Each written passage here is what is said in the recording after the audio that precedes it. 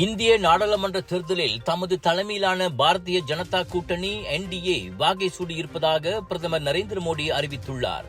தொடர்ந்து மூன்றாவது முறையாக ஆட்சியில் அமர வைத்து பிஜேபி மற்றும் NDA கூட்டணி மீதான அபரிமித நம்பிக்கையை கோடான கோடி வாக்காளர்கள் புலப்படுத்தியிருப்பதாக மோடி வர்ணித்தார். இந்த வெற்றி உலகின் மிகப்பெரிய ஜனநாயகத்துக்கு கிடைத்த வெற்றி என்றார் அவர். வெற்றி பெற்ற தொகுதிகளின் எண்ணிக்கை தான் எதிர்பார்த்த அளவுக்கு இல்லை என்பதில் வருத்தமே என்றாலும் மூன்றாவது முறையாக ஆட்சியில் நீடிப்பது வரலாற்று சாதனைதான் என தனது எக்ஸ் தளத்தில் மோடி குறிப்பிட்டார்.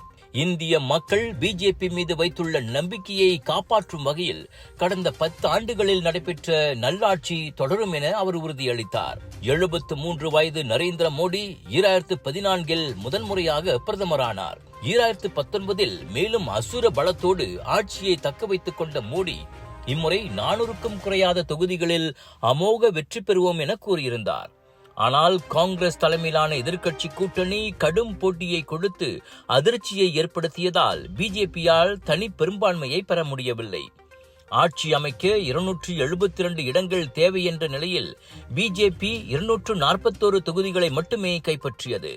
எனவே கூட்டணி கட்சிகளின் ஆதரவோடுதான் மோடியின் மூன்றாவது அரசாங்கம் பதவிக்கு வரும் நிலை உருவாகியுள்ளது. பிரதமர் பதவிக்கு மோடியுடன் மோதி மூன்றாவது முறையாக தோல்வி கண்டாலும் முந்தைய 2 தேர்தல்களை விட ராகுல் காந்தி இம்முறை கடும் போட்டியை கொடுத்திருக்கிறார்.